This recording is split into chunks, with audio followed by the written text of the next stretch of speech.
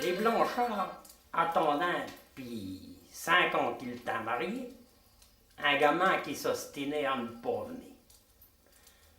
Et à attendre comme ça, il n'y pensait quasiment plus quand un beau jour, la Blanchard eut une doutance.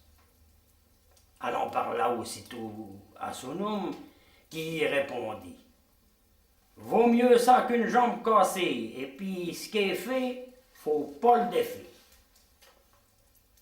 Elle prit bien vite ça au sérieux, elle se recoquilla comme une cuisse qui couvre son premier œuf, et elle ne fit plus rien, non, toute peur de se blesser.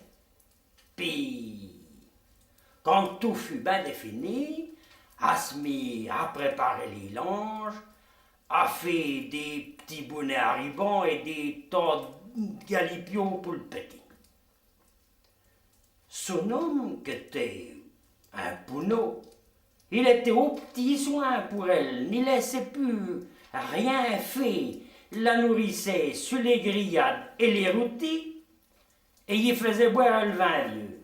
Et à ce métier-là, elle engraissait tous les côtés. Lui, comme toujours en pareil cas, voulait que ça soit un gars, et elle, une gamine. Comme elle ne faisait plus rien, elle passait son temps à chercher dans les feuilletons un gentil nom qui sorte de l'ordinaire pour sa fille. Avec tout ça, le temps passait, et un bon jour du mois de mai, elle sentit que ça n'irait plus loin. Et au milieu de la nuit, a mis au monde sans fait ni ouf ni af un gros gars, comme si elle n'avait jamais fait autre chose de sa vie. Comme elle était sûre que ça serait une fille, elle n'avait pas pensé de chercher un nom pour un gars. Si ben, être dans l'embarras, on décida de l'appeler tout uniment Drian, comme son grand-père. Quand le matin fut arrivé, Blanchard à la crié les témoins pour la déclaration à la mairie. Le port Alexandre et le cousin Philippe, deux hommes marquants dans le pays. Il les emmena d'abord chez lui, comme de bien entendu, pour boire la rôtie en l'honneur de son gars. Mais en passant devant l'auberge du Bœuf Blanc, on ne put pas faire autrement que d'entrer pour annoncer la nouvelle aux parents Polyte. Ils prirent un canon de vin blanc, Polyte voulut pas laisser payer. Ils continuèrent par 2 autres litres pour pas rester sur cette politesse, puis parce que ils connaissaient les convenances. Après ça, ils rentrèrent donc à la maison et Blanchard fit chauffer du vin bouché bien sucré avec des louchettes de pain rôti. Ils en burent plein un saladier, c'était extra. Ils repiquèrent d'une autre pour pas s'en aller sur une jambe. Comme ça commençait déjà à les chauffer qui causait trop fort, on ferma la porte de la chambre où était couché la géante. On n'avait même pas pensé à lui montrer le petit, ce qui n'avait d'ailleurs point d'importance. Alexandre dit: Taouti, c'est un brin doucinot, sans barbouille, tu ferais pas mal de nous payer une goutte. Et on but donc la forte goutte de marc. Puis là-dessus, on s'en branla donc pour la mairie, qui était à l'autre bout du pays, dans le même bâtiment que la maison d'école, et on arriva sans se presser sur le coup des 11 heures.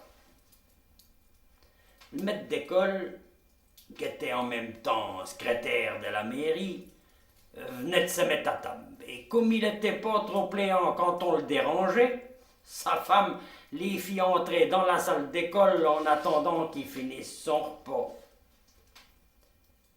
En revoyant les petites tables, ça lui rappelait le jeune temps. Il regardait un peu de pas rien fait, les images qui étaient pendues au mur.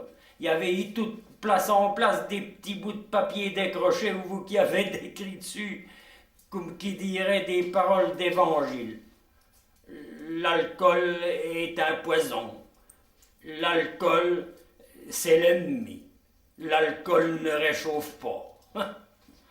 Alexandre, qui était un homme de première et qui avait la compréhension prompte, il dit: V'là-t-il ben les bêtis qu'on apprend à cette heure à nos gamins. Blanchard cria: Bon Dieu, oui, en prenant à témoin la statue de la République qui le regardait avec ses pernelles blanches. Philippe y reprit: Disons que la goutte ne réchauffe pas. J'en ai seulement bu qu'une miotte à ce matin et je peux plus tenir dans ma pio.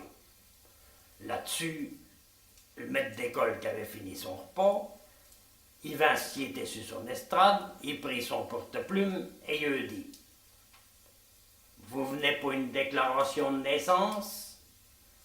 Oui, monsieur, répondit Blanchard. J'en ai un gars d'à ce matin. Et puis un bio qu'a reparti Alexandre. Aussi gros qu'une meilleure, qu'a dit Philippe qu'il l'avait même pas vu. Je vous demande pas tout ça qu'a repris le maître d'école. Dites-moi le nom du père. Blanchard, qui était un peu ébeurdi, il porta la main à son front et dit: Au nom du Père, du Fils, du Saint-Esprit, ainsi soit-il. Alexandre et Philippe, sans savoir pourquoi, en firent autant. Le maître d'école, qui commençait à ne plus rien y comprendre, reposa la question en regardant Alexandre et en haussant les épaules. Dites-moi le nom du père. Alexandre répondit bonnement en montrant les deux autres. Je l'en fais tous les trois.